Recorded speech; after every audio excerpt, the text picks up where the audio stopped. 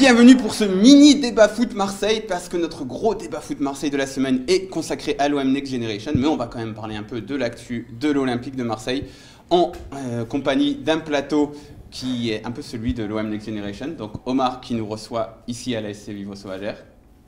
Salut, bienvenue. Papa Eli, le système qui gagne, l'équipe qui gagne. Voilà, côté du boss. Jean-Paul Fertener, qui est directeur sportif du Burel FC. Attention, pas Bravo. le FC Burel. Merci beaucoup d'être là. Et Benjamin Courme, Salut Morad, comment ça va? à qui j'ai piqué la place. Qu'est-ce que tu fous là en fait? Je pense que ma paye, elle va souffrir de ce petit putsch. Tu as oublié deux Olympiens, Ouais. Dimitri Payet et Maxime Lopez. C'est parce qu'on ne les reconnaît pas. C'est pour ça. On commence tout de suite, on va parler. Attends, moi je voulais remercier Omar déjà De de nous accueillir. Je vais le refaire parce que c'est important, c'est très sympa, on est Sabotage. très bien ici. Avec grand plaisir, vous venez quand vous voulez. Franchement. Faire des lives, faire des talks, faire des shows, faire des... Il me sabote mon émission, vous voyez, c'est ça. On va faire une première partie avec un humeur sur Mitroglou parce que j'ai envie de défendre Mitroglou, et une deuxième où on parlera de la fameuse course à la seconde place et des matchs qui ont eu lieu ce week-end. On commence tout de suite avec l'humeur du jour.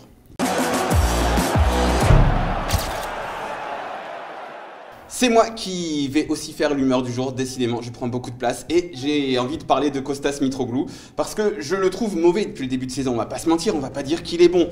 Par contre, je trouve un peu dégueulasse que ce soit sur lui qu'on mette en la responsabilité du 2-2 à Saint-Etienne. Il rentre à la 83e minute, il rate une occasion. Il a touché un ballon, le mec. Alors bien sûr, il rate cette occasion. Alors s'il la met, on aurait dit « Oh, le geste du buteur, c'est génial en première intention ». Là, il le rate, voilà. C'est aussi les aléas lorsque l'on a un profil ultra limité qui est celui de buteur de surface et rien d'autre. Mais de le casser, de le mettre en une de l'équipe. Le lendemain, j'ai ouvert Twitter, j'ai eu l'impression que c'était lui qui avait marqué 2 CSC, qui expliquait la contre-performance à Saint-Etienne. Bref, j'ai trouvé ça pas très sympa. Il est pas bon depuis le début de saison, on va pas dire l'inverse, mais de lui mettre la responsabilité de cette contre-performance, je trouve ça vraiment abusé.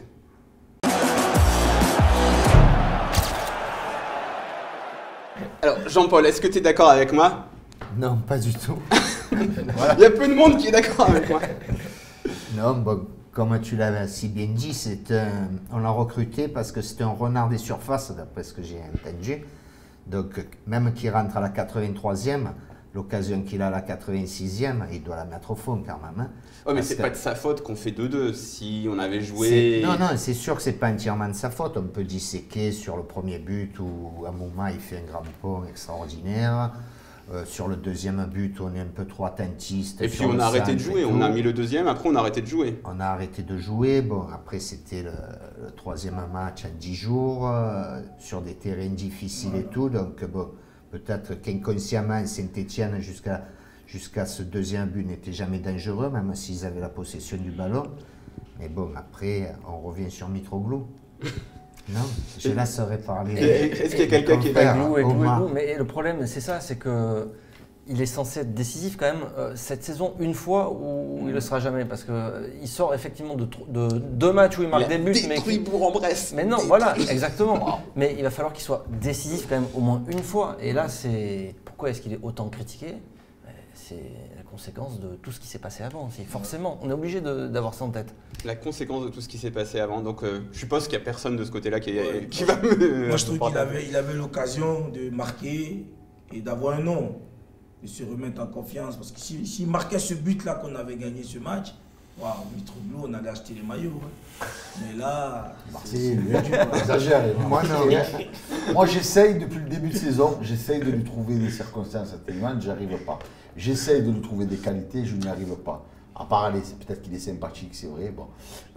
J'essaie de comprendre si c'est un pas de danse ou il a voulu offrir le ballon à un collègue à lui dans les tribunes, parce que ce qu'il rate contre Saint-Etienne, je crois que ma fille de 7 ans, Géna, l'aimait.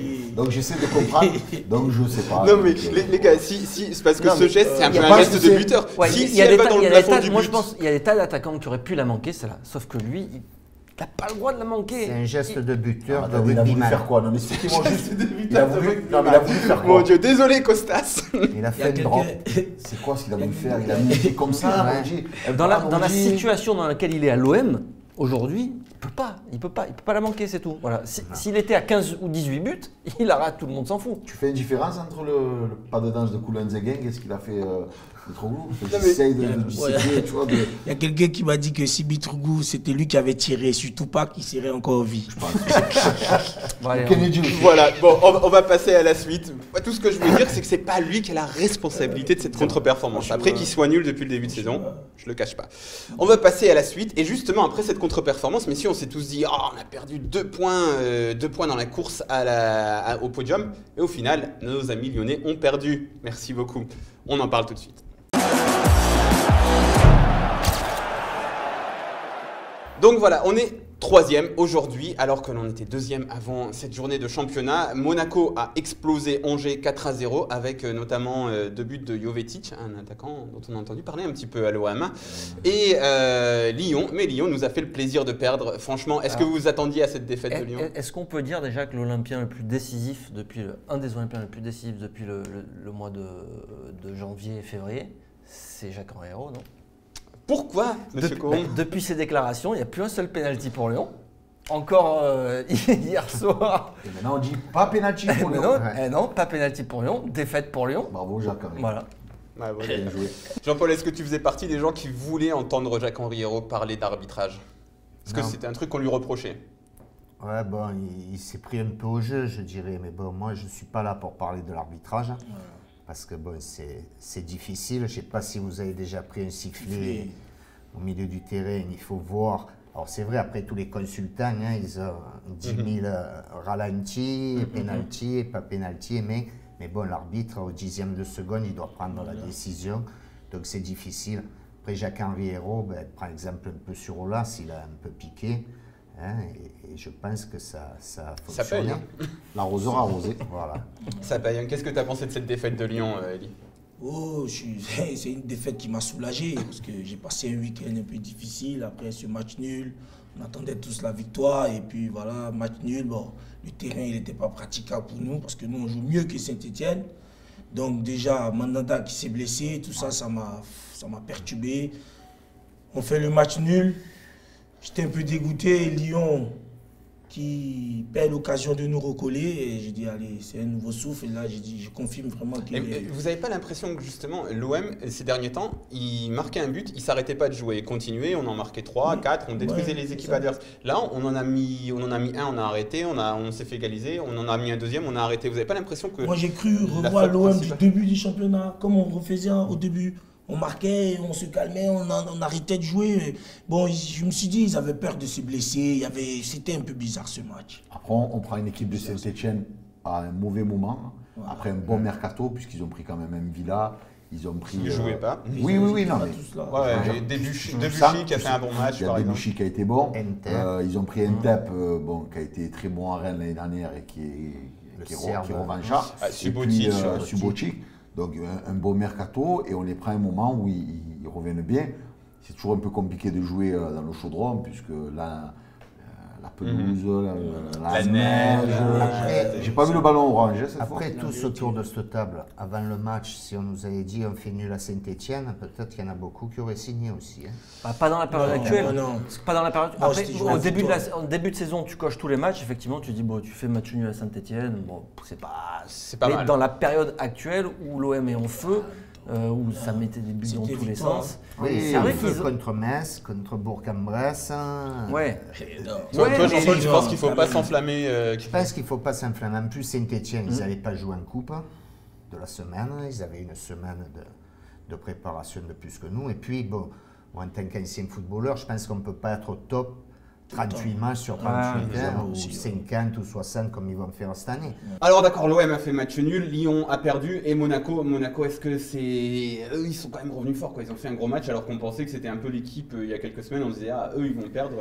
Et il y a ton ami Jovetic qui a marqué un très joli but. Je l'avais dit que c'est un très beau joueur. C'est un beau joueur, mais après le truc c'est qu'il est souvent blessé. Donc, on a la preuve qu'au football il n'y a vraiment pas de logique puisque Lyon perd contre Rennes que nous avons nous-mêmes atomisé il n'y a pas si longtemps.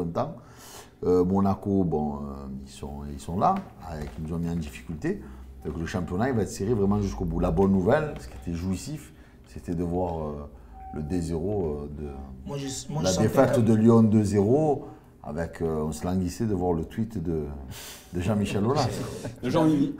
Eli, tu disais? Non, je dis, moi, je sentais que Rennes allait faire un coup à Lyon parce que faut pas. Sabri, quand même, il a une mentalité, quand même. Il est un bon petit, c'est un bon petit tacticien. Il n'a pas réussi en Côte d'Ivoire, mais je sens que dans le championnat de France, il a des trucs à faire. Ouais, et puis Jacques Cazerie à Rennes, c'est pas mal quand même. Hein. Pas mal. Déjà. Ah, Irrégulier, c'est un bon mais joueur, quand mais bon. Irrégulier. Vraiment chapeau à, comment il s'appelle, ça- la Mouchi. Tu as fait le boulot pour Marseille. Ancien Olympien, voilà. Voilà. Donc, est-ce que vous avez perdu un peu d'optimisme après ce week-end? Vous vous dites, on s'est vu trop beau. Perdu de l'optimisme. Non. Pour la seconde place, par Non, exemple. je pense pas. Je pense qu'en battant Bordeaux, ça repart après. Bordeaux on a qui un aussi, déplacement difficile à Paris. Ça, c'est certain. Comme on est tous des fouteux, quand on fait le calendrier, on marque 0 points à Paris. Mais si on garde 4 points sur Lyon, après, il y aura un décisif OM-Lyon au mois de mars. C'est ça qui est intéressant. Si tu arrives avant ce match-là, juste avant, et que tu as 4-5 points d'avance, Donc, Et puis Paris, tout le monde a dit que c'est un mauvais tirage. Mais comme il a dit le président Hérault hier, c'est surtout pour eux que c'est un mauvais tirage. Parce qu'ils jouent Madrid, entre-temps. Voilà. Donc nous, on n'a pas assez...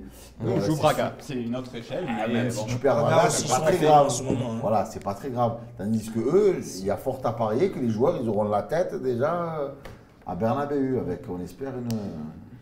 donc cette fameuse victoire contre les gros, C'est contre Paris que tu l'attends. non, c'est contre Lyon. Et non, Contre c'est Lyon. contre Lyon. Parce que ce que je disais, si tu arrives avec 4 points d'avance, tu gagnes ce match-là, la troisième place, elle est terminée. C'est terminé, c'est joué, c'est fini. Fini. Tu rentres, Ligue des Champions, 50 millions, recrutement, mercato. Et là, c'est pas fini. Non, mais le prochain match, Lyon, ils reçoivent. Non, il y a Lille. Lille-Lyon, je crois. C'est possible. Donc, c'est pas Lyon, c'est pas fini encore la défaite. Hein.